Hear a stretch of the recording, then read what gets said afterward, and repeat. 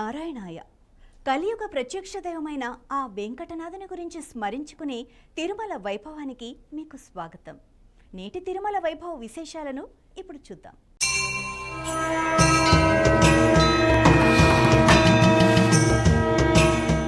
కలియుగ ప్రత్యక్ష దైవం శ్రీ వెంకటేశ్వర స్వామివారి సన్నిధిలో మరో మహత్తర సేవా కార్యక్రమానికి శ్రీకారం చుట్టింది టీటీడీ. దేశ విదేశాల్లో ఉన్న వైద్య నిపుణుల సేవలను శ్రీవారి భక్తులకు అందుబాటులోకి తీసుకురావాలన్న లక్ష్యంతో శ్రీవారి వైద్య సేవా కార్యక్రమాన్ని ప్రయోగాత్మకంగా ప్రారంభించింది. టీటీడీ ఆసుపత్రుల్లో స్వచ్ఛంద వైద్య సేవలు అందించాలనుకునే వైద్యులకు ఇప్పుడు ప్రత్యేక అవకాశం కల్పించబడింది. ఈ కార్యక్రమంలో వైద్యులు ఎలా పాల్గొనాలి, ఎక్కడ నమోదు చేసుకోవాలి, పూర్తి వివరాలు ఇప్పుడు చూద్దాం.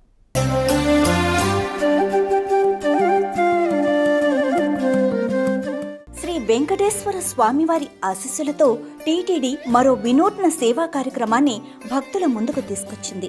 శ్రీవారి వైద్య సేవ పేరుతో ప్రారంభమైన ఈ కార్యక్రమం ద్వారా ప్రపంచవ్యాప్తంగా ఉన్న వైద్య నిపుణులు తిరుమల తిరుపతిలోని టీటీడీ ఆసుపత్రుల్లో స్వచ్ఛంద సేవలు అందించవచ్చు.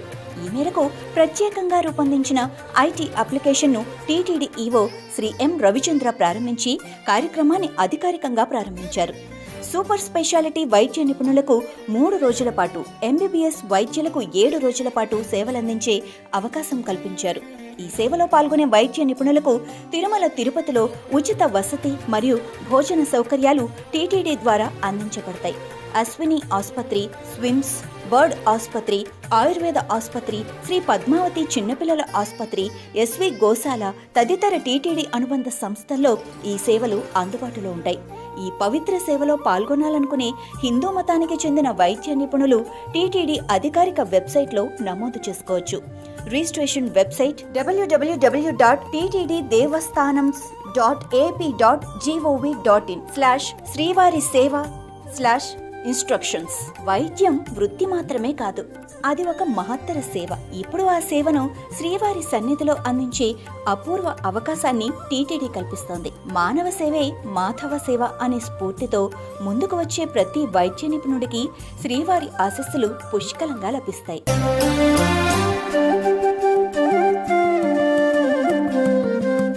కలియుగ వైకుంఠమైన తిరుమలలో భక్తుల సేవలను మరింత పారదర్శకంగా, సమర్థవంతంగా నిర్వహించేందుకు టీటీడీ అమలు చేస్తున్న ఏఐ ఆధారిత వ్యవస్థలపై కేంద్ర వాణిజ్య పరిశ్రమల శాఖ మంత్రి శ్రీ పీయూష్ గోయల్ ప్రశంసల వర్షం కురిపించారు.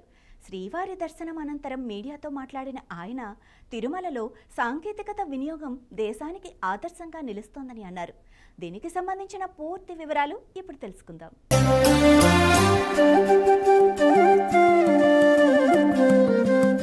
కలియుగ ప్రత్యక్ష దైవం శ్రీ వెంకటేశ్వర స్వామివారిని కేంద్ర వాణిజ్య పరిశ్రమల శాఖ మంత్రి శ్రీ పీయూష్ గోయల్ దర్శించుకున్నారు. శుక్రవారం ఉదయం స్వామివారి దర్శనం అనంతరం రంగనాయకుల మండపంలో వేద పండితులు వేద ఆశీర్వచనం అందించారు. అనంతరం టీటీడీ ఈవో శ్రీ ఎం రవిచంద్ర స్వామివారి తీర్థ ప్రసాదాలు చిత్రపటాన్ని కేంద్ర మంత్రికి అందజేశారు. ఆ తర్వాత మీడియాతో మాట్లాడిన శ్రీ పీయూష్ గోయల్ తిరుమలలో భక్తుల సేవల కోసం టీటీడీ వినియోగిస్తున్న ఏఐ ఆధారిత సాంకేతిక వ్యవస్థలు ఆకట్టుకున్నాయని చెప్పారు. వైకుంఠం క్యూ కాంప్లెక్స్ లో ఏర్పాటు చేసిన integrated command and control centre ద్వారా భక్తుల రద్దీ, గదుల లభ్యత, దర్శన క్యూ లైన్లు, లడ్డూ ప్రసాదాల పంపిణీ వంటి వివరాలు ఎప్పటికప్పుడు అందుబాటులో ఉండటం మంచి పరిణామమన్నారు. ఈ వ్యవస్థ వల్ల భక్తులకు మరింత వేగంగా, పారదర్శకంగా సేవలు అందుతున్నాయన్నారు. కేవలం 100 రోజుల్లోనే ఏఐ ఆధారిత వ్యవస్థను అందుబాటులోకి తీసుకురావడం అభినందనీయమని చెప్పారు. ఈ సందర్భంగా రాష్ట్ర ముఖ్యమంత్రి శ్రీ నారా చంద్రబాబు నాయుడు, ఐటీ శాఖ మంత్రి శ్రీ నారా లోకేష్ సాంకేతికతకు ఇస్తున్న ప్రాధాన్యతను కూడా ఆయన ప్రశంసించారు. అనంతరం ప్రపంచ పర్యావరణ దినోత్సవ సందర్భంగా నిర్వహించిన ఏక్ పేడ్ మాకే నామ్ కార్యక్రమంలో పాల్గొని మొక్కను నాటారు. తన తల్లి పేరుతో తిరుమలలో మొక్క నాటడం ఎంతో ఆనందంగా ఉందన్నారు. ప్రతి చిన్నారి తమ తల్లి పేరుతో ఒక మొక్కను నాటి దాన్ని ప్రేమగా సంరక్షించాలని పిలుపునిచ్చారు.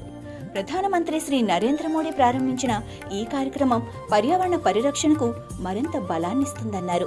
ప్రతి ఏడాది తన జన్మదినం సందర్భంగా తిరుమలకు వచ్చి శ్రీవారి ఆశీస్సులు పొందటం ఆనవాయితీగా కొనసాగుతోందని చెప్పారు.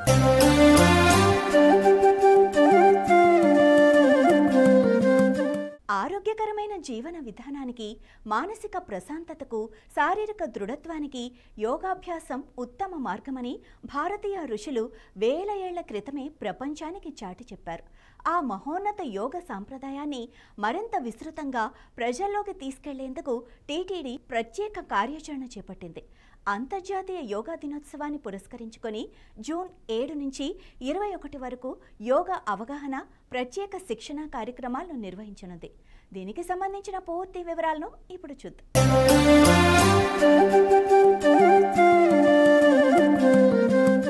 యోగం అనేది కేవలం శారీరక వ్యాయామం మాత్రమే కాదు, శరీరం, మనస్సు, ఆత్మను ఏకం చేసే దివ్య సాధన. అందుకు యోగానే మార్గమని టీటీడీ ఈవో శ్రీ ఎం రవిచంద్ర అన్నారు. జూన్ 21న నిర్వహించనున్న అంతర్జాతీయ యోగా దినోత్సవ ఏర్పాట్లపై తిరుమలలోని శ్రీ పద్మావతి అతిథి భవనంలో నిర్వహించిన సమీక్షా సమావేశంలో ఆయన అధికారులకు పలు కీలక సూచనలు చేశారు.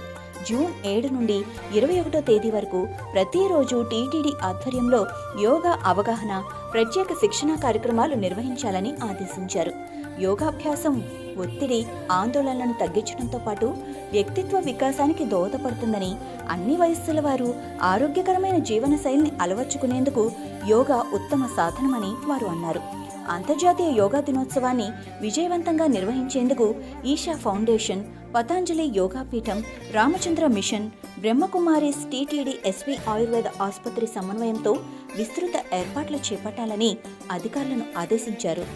టీటీడీ ఉద్యోగులు, మహిళా ఉద్యోగులు, విద్యార్థులు, యువత, వృద్ధులు, ఆసుపత్రుల్లో చికిత్స పొందుతున్న రోగులకు ప్రత్యేక యోగా శిక్షణ కార్యక్రమాలు నిర్వహించాలని సూచించారు. యోగా దినోత్సవానికి మాత్రమే పరిమితం కాకుండా యోగాభ్యాసాన్ని నిరంతర ప్రక్రియగా కొనసాగించేలా కార్యాచరణ రూపొందించాలని చెప్పారు. అలాగే విద్యార్థుల్లో చిన్న వయస్సు నుంచే యోగాపై ఆసక్తి, అవగాహన పెంపొందించేలా విద్యా సంస్థల్లో ప్రత్యేక కార్యక్రమాలు నిర్వహించాలని సూచించారు. ఇక జూన్ 21వ తేదీ ఉదయం 6 గంటలకు తిరుపతిలోని టీటీడీ పరిపాలనా భవనంలోని పెరేడ్ గ్రౌండ్స్ లో అంతర్జాతీయ యోగా దినోత్సవాన్ని ఘనంగా నిర్వహించనున్నారు.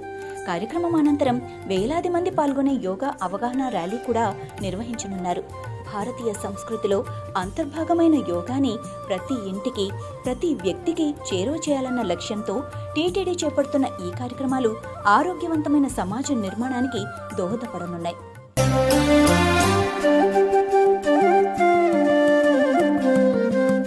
కలియుగ ప్రత్యక్ష దైవం శ్రీ వెంకటేశ్వర స్వామివారి దర్శనం కోసం ప్రపంచం నలుమూలల నుంచి భక్తులు తిరుమలకు చేరుకుంటారు. ముఖ్యంగా విదేశాల్లో నివసించే భారతీయులు కూడా పెద్ద సంఖ్యలో శ్రీవారిని దర్శించుకునేందుకు స్వదేశానికి వస్తూ ఉంటారు.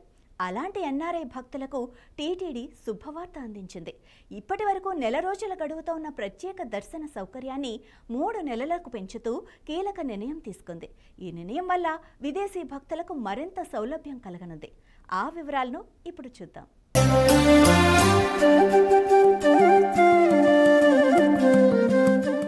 తిరుమల శ్రీవారి దర్శనం కోసం విదేశాల నుంచి వచ్చే ఎన్ఆర్ఐ భక్తులకు టీటీడీ మరో కీలక ఊరటనిచ్చింది. ఇప్పటి వరకు భారతదేశానికి వచ్చిన 30 రోజుల లోపే ప్రత్యేక ప్రవేశ దర్శనం పొందాల్సి ఉండగా తాజాగా ఆ గడువును 90 రోజులకు పెంచింది. ఇప్పటి వరకు ఎన్ఆర్ఐ భక్తులు తమ ఒరిజినల్ పాస్పోర్ట్, సంబంధిత పత్రాలతో తిరుమలలోని సుపదం ప్రవేశ కేంద్రానికి వెళ్లి ప్రత్యేక ప్రవేశ దర్శనం టికెట్ పొందేవారు. అయితే నెల రోజుల గడువు కారణంగా చాలా మంది భక్తులు ఇబ్బందులు ఎదుర్కొంటున్నారని టీటీడీ దృష్టికొచ్చింది. దీంతో భక్తుల విజ్ఞప్తులను పరిగణలోకి తీసుకుని ఈ గడువును 3 నెలలకు పెంచింది. ఈ నిర్ణయంతో విదేశాల నుంచి స్వదేశానికి వచ్చిన భక్తులు తమ ప్రయాణ ప్రణాళికలకు అనుగుణంగా మరింత సౌకర్యవంతంగా శ్రీవారి దర్శనం చేసుకునే అవకాశం లభించనుంది. భక్తుల సౌకర్యం, సేవా కార్యక్రమాల విస్తరణ లక్ష్యంగా టీటీడీ తీసుకుంటున్న ఈ నిర్ణయాలు దేశ విదేశాల భక్తులకు మరింత చేరువవుతున్నాయి.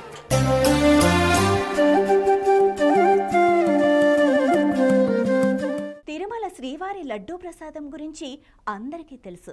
స్వామివారి దర్శనం అనంతరం భక్తులు అత్యంత భక్తి శ్రద్ధలతో స్వీకరించే ఈ మహాప్రసాదం నేడు ప్రపంచవ్యాప్తంగా ప్రసిద్ధి చెందింది. అయితే ఈ లడ్డూను పూర్వకాలంలో ఏ పేరుతో పిలిచేవారో మీకు తెలుసా?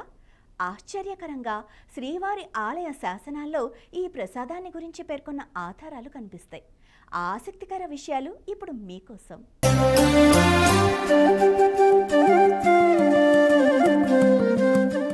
నేడు తిరుపతి లడ్డూగా ప్రపంచవ్యాప్తంగా ప్రసిద్ధి చెందిన శ్రీవారి మహాప్రసాదానికి ఒకప్పుడు మనోహర పడి అనే పేరు ఉండేదని తిరుమల ఆలయ శాసనాలు తెలియజేస్తున్నాయి.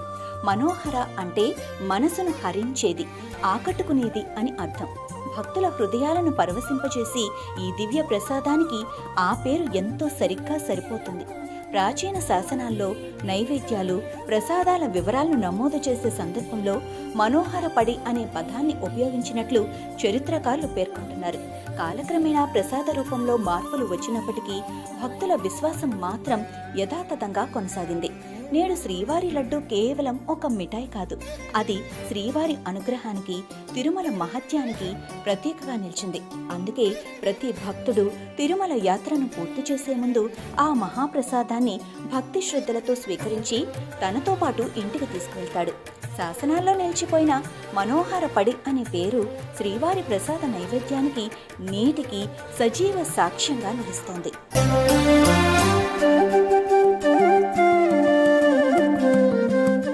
ఇవి నేటి శ్రీవారి తిరుమల వైభవ విశేషాలు. ఓం నమో నారాయణాయ.